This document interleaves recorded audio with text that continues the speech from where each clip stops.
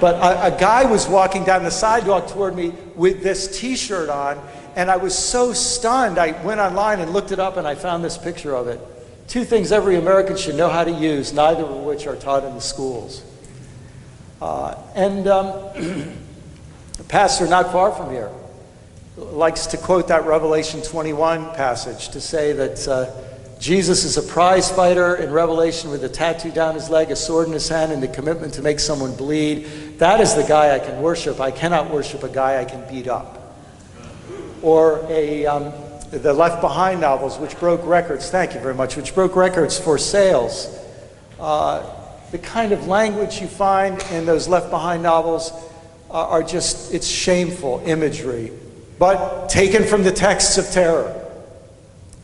Someone just sent me recently, just last year from the Family Research Council, someone said, I believe the sword he'll be carrying, referring to that Revelation passage, when he comes back is an AR-15. When Jesus said, now if you don't have a sword, sell your cloak and buy one. That's the source of the Second Amendment. And the sword today is an AR-15, so if you don't have one, go get one. You're supposed to have one, it's biblical.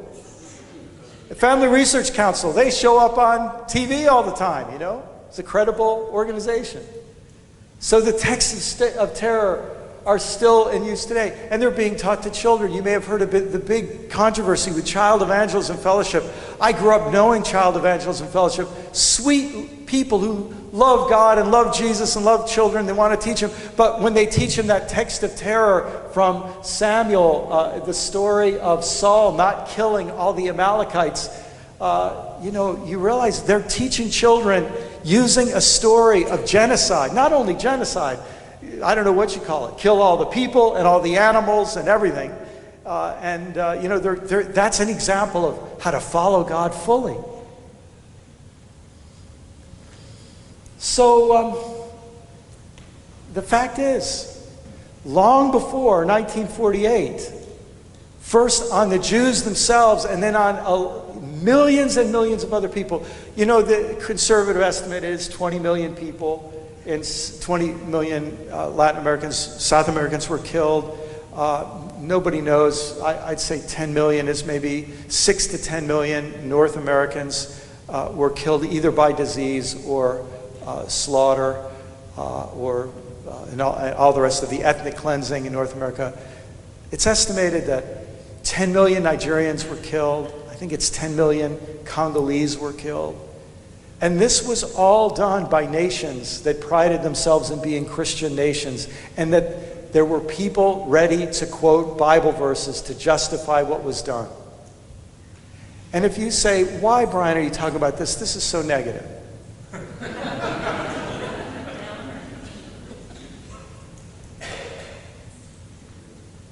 Who needs to know this? Christians need to know this. If we want the next 2,000 years of history to be better than the last 2,000, we have some work to do. I'll tell you, I can't avoid this because this is what I grew up with. And there's a whole lot of people who are just like me. They just want to be good people, and this is what they're taught is the right way to see things. And so through the application of these kinds of texts to the Jews, then we created the conditions. Can I say it this way? The lament that Christians should have is that Israel is treating Palestinians exactly the way Christians treated Jews. And we now lament that past. Well, many of us don't lament it because we don't know it. We've succeeded in being denial about it. And we've set an example that we just wish other people wouldn't follow, because now we see the pattern being repeated. And we think it's time that we would go to a different pattern and find a different way to respond. I think the first thing we have to do in responding is we have to realize that we still haven't dealt with how we read the Bible. We still haven't dealt with our own basic story that has made it so easy for the Christian religion to be so violent. In one of my books, I say, I think this is our problem. I think this is the plot. I'm an old English teacher like Doug, so this is the plot diagram of history that a lot of us, even if we weren't taught it overtly, this was the story that covertly we picked up. It's the story of creation, fall in history, salvation, heaven and hell. Now my suspicion is that this is actually the story of Plato's cave. I don't think this is a story you really find in the Bible, but I think it's a way of interpreting the Bible that came from a strange mix of Greek philosophy and Roman politics in the early centuries of the Christian faith. And I think that cocktail came out with this story, which, by the way, that one that I got was just one of many variations of the same basic plot line. And of course, what's especially terrifying is to think in that plot line, what is God like? What is God's nature? Especially if God created a universe planning that one of its main outcomes would be the eternal conscious torment of the vast majority of people who would ever live. Is there some other way of reading the biblical narrative? Now, before we answer that, I think it's important to listen to a descendant of the colonized who has a unique perspective on the problems of the colonizers. Chimamanda Adichie said it this way: there's a word, an Igbo word, that I think about whenever I think about the power structures of this world, and it is Nkali. It's a noun that loosely translates to be greater than another, or I might paraphrase, to dominate over another. Like our economic and political world, stories too are defined by the principle of Nkali. How they are told, who tells them, when they're told, how many stories are told, are really dependent on power. Power is the ability not just to tell the story of another person, but to make it the definitive story of that person. The Palestinian poet Mourid Barghouti writes that if you want to dispossess a people, the simplest way to do it is to tell their story and to start with secondly. Start with the story of the eras of the Native Americans and not with the arrival of the British, and you have an entirely different story. Start with the failure of the African state and not with the colonial creation of the African state, and you have an entirely different story. Do you see how that applies? And so I think what that's challenged me to do is try to go back and get some sense of the biblical story, not reading it backwards through the line of the descendants of Jesus for me as a Christian, but trying to put Jesus back in his own story, the Jewish story into which he was born, which fundamentally is a story of Exodus, the story of the liberation of people from oppression. The audacious claim that the God of the universe is not a God who favors the pyramid system, but a God who is willing to upset the social pyramid on behalf of the people at the bottom. It's a stunning and audacious claim. And of course, we end up with a prequel to that story, kind of like Episode 1 to Star Wars, that says, well, takes us from the creation of the universe to ending up with people in slavery.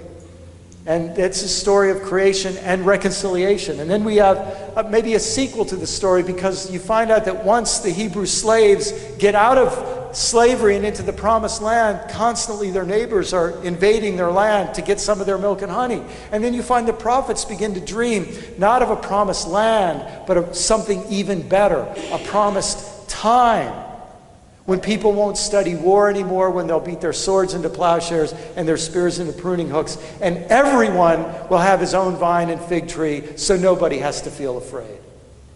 And so maybe what we have in our scriptures is not one totalizing meta-narrative, but we have a multi-narrative, not a storyline, but a story space that creates all kinds of space for beautiful stories to emerge. Not a world where anything goes, as Dr. King said, a universe with a moral grain to it or an arc to it, and where we can oppose liberation and creation and reconciliation, but a world in which there's healing, tikkun olam, for what we human beings keep doing to the world. That requires us to read the Bible in a different way. More of us are going to have to stand up to the Christian Zionists and others, and we're going to have to say what C.S. Lewis said.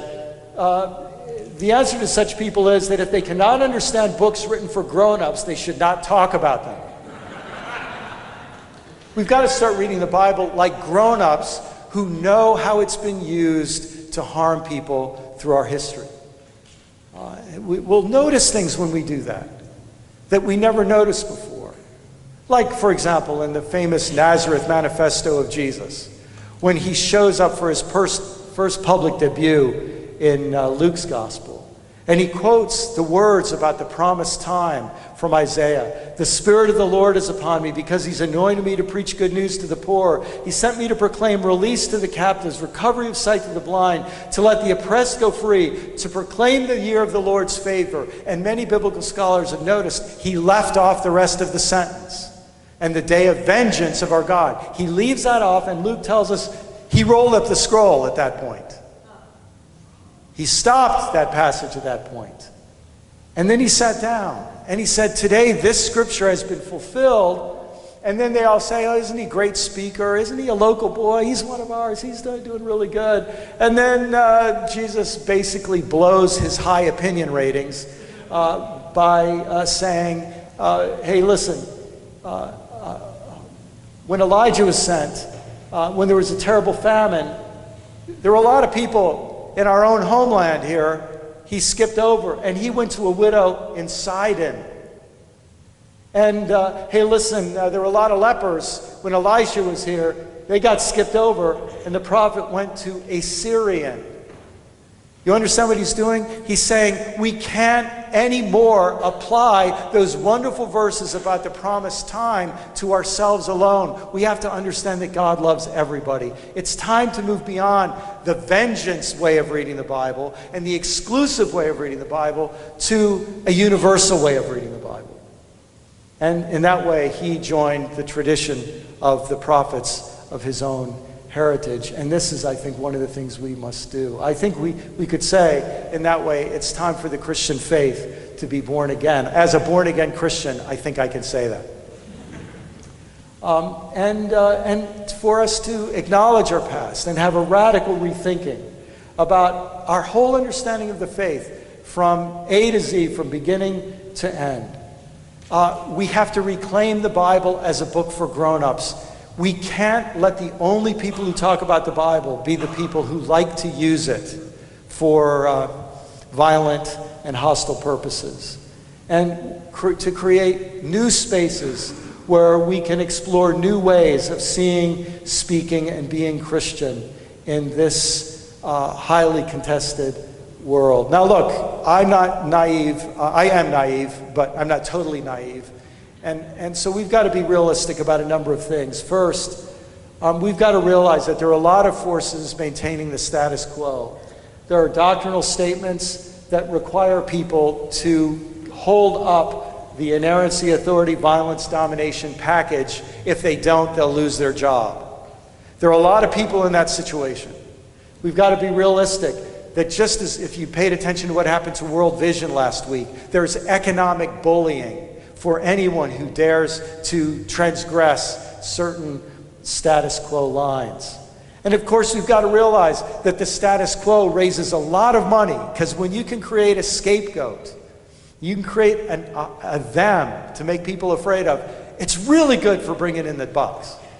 And we've got to realize that there is legitimate shame that Christians have over the Holocaust and the centuries before of anti-Semitism. And a lot of people assume that the way to deal with their shame is to basically say we can't ever say anything about the Palestinians. Ironically, have you ever heard the saying, you have to either be part of the solution or part of the problem? You might be able to make a case that the only people who can be part of the solution are people who were part of the problem. And I think what we have to do is say we have been part of the problem, and that's why we want to speak up. I'm also sad to say this, but I think it must be said. I think there are an awful lot of people who are so plagued by guilt induced by Christianity, that they then need to be associated with some innocent victim so that they can get rid of that guilt. And I also think we have to acknowledge that, that there's just an awful lot of other bad stuff going on. And we've got to trust the power of a better story to bring a better day. Now, the only reason I included this photograph is a way of showing you two of my grandchildren and my daughter. but just as a reminder too, that these issues not only matter for the people who are alive today, but do you understand how many more generations of children will be born in Gaza? How many more generations of children will be born in Israel and have to live with this untenable and unsustainable situation that puts every child in the world in some degree at risk? And in this, I want to sincerely say thanks to Sabeel for the great leadership, and all of you who are part of this community, to say thanks for the great leadership and saying we've got to venture here, we've got to go here. It's really important to be agents of justice, compassion, and peace if we hope that we who have been genuinely a huge part of the problem could, by God's grace, become part of the solution. Thank you very much.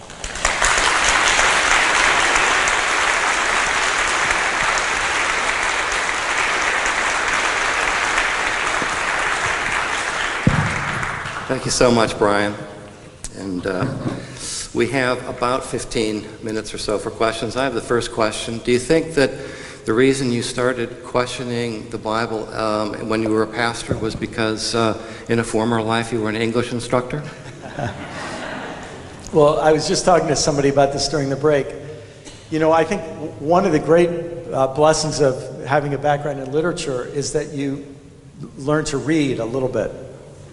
And you realize that the fundamentalist ways of reading texts are just so unfair to the text. When you really love a text, you realize there's so much more going on. And so that really did play a role. Maybe I'll just give one quick example I was just sharing with someone. I've been working on this because I have a book coming out in June that is my attempt to try to tell the biblical story with eyes wide open to the violence and eyes wide open to the historical and scientific issues, but to see an unfolding of meaning and wisdom, and we might even say revelation through the course of the text. And so it's my attempt to do. I've been engaging with the Bible in a even more intense way than ever over the last year. And when I came to the part in the book where I was telling the story of Jacob and Esau, you know, that's one of the stories that has had some pretty bad mileage put on it between Christians, Muslims, and Jews. And one of the ways that we subvert the power of the Bible is by preaching one Bible story, when most of the meaning in the Bible comes in the interaction between Bible stories. So you remember the story of Jacob cheating Esau? And why did he cheat Esau? Because he's God's chosen, and Esau is God's rejected. Well, there's a great recipe for oppression. But when you follow that story through to the end, the climactic story in that series of stories is when Jacob has to come back and meet Esau. And do you remember what happens? He sends all kinds of gifts to try to sort of appease his brother. And his brother says, I don't need any gifts. His brother says, you're my brother, welcome back. And throws his arms around him and kisses him. And Jacob says these words. I think these are some of the most climactic words in the book of Genesis.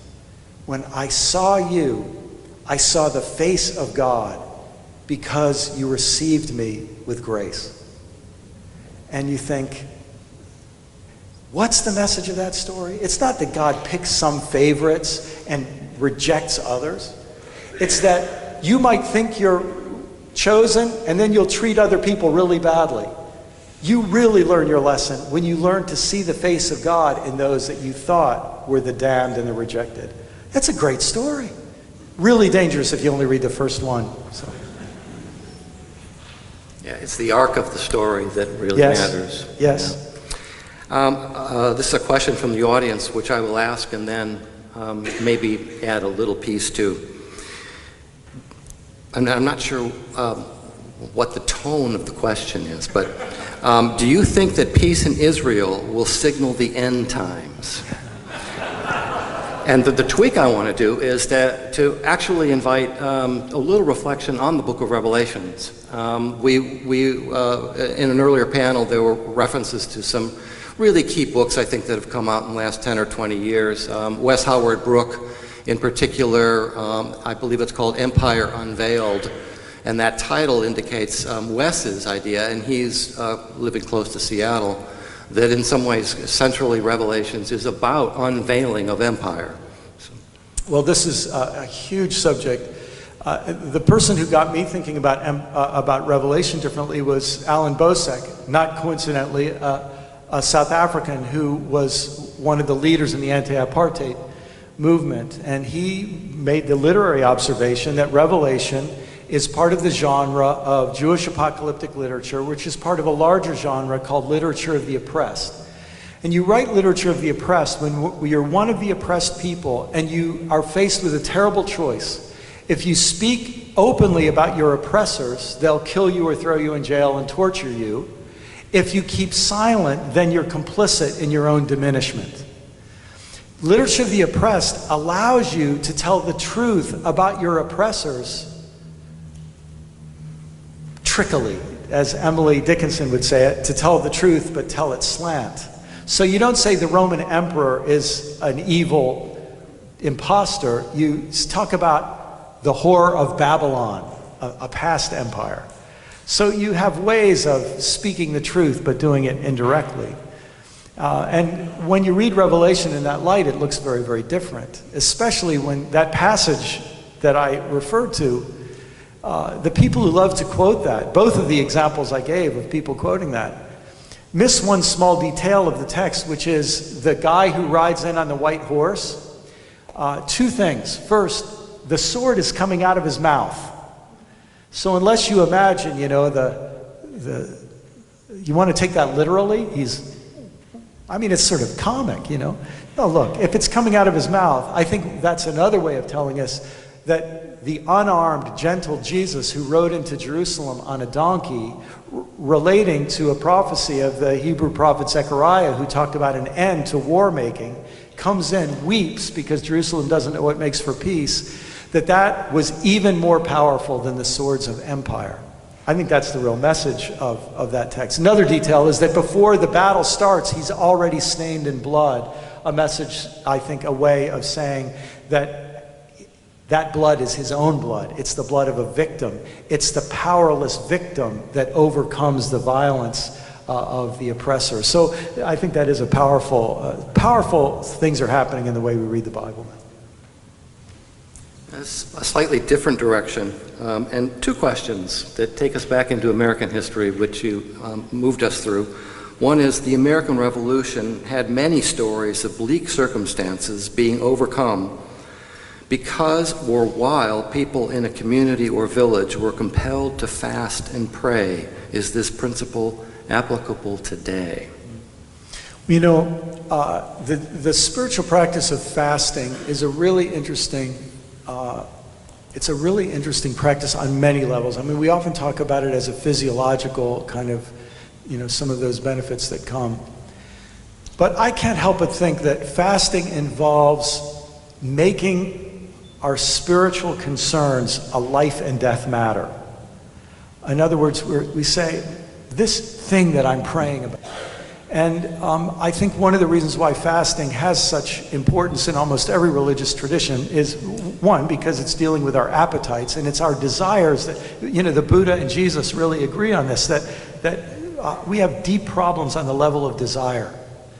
I think that's what the story in Genesis is really about the tree. It's not, you know, it's about competitive, acquisitive desire. So fasting deals with that. But I think on some level it's saying these are life and death matters. And what a difference it would make in the world if our Christian leaders and Jewish leaders and Muslim leaders were to help our people realize that peacemaking is a life and death matter. Reconciliation is a life and death matter. Exposing empire and exposing religious violence for the sham and hypocrisy that it is. It's a life and death matter. And that to me is the intensity that's evoked by prayer and fasting. I should also say, though, that we should be very, very careful I think one of the things the Bible tells us, rightly understood, is to be very, very careful about attributing to God your military victories. For a whole lot of reasons. I'll tell you, I don't know if we have any South Africans here. They could tell the story much better than I. But if you talk, especially to Afrikaners, about how apartheid happened, ironically, they'll often tell you, well, this goes back to the Boer Wars, which were the English versus the Dutch, colonizers, who were in a terrible battle, and against all odds, the Dutch won. And their victory gave them the sense that God has favored us, we're chosen, our victory means that God is on our side. And that belief created some of the excessive confidence that led to the oppression. Does that ring any bells when you think of the Six-Day War and so on? How your victories can be more dangerous to you than your defeats if they give you some sense of excessive confidence, which is why America, with a long series of failed wars, might right at this moment be ready to learn some things that we desperately need to learn. I don't know if I get an amen on that, but... And I would add that you could apply the same logic perhaps to football games, and except that in Seattle, of course, we know that... No comment. And I'm well aware that we've only got a half an hour left, and that we will need to be moving out of the church. So I wanted to just say that, first of all, I love this idea of an alternative Columbus Day. I think that's a fantastic idea. And I love the idea of going into our church liturgies and finding ways to be more particular when we're doing confession. I think that could be an incredibly powerful thing to do. So please join me in thanking Brian McLaren.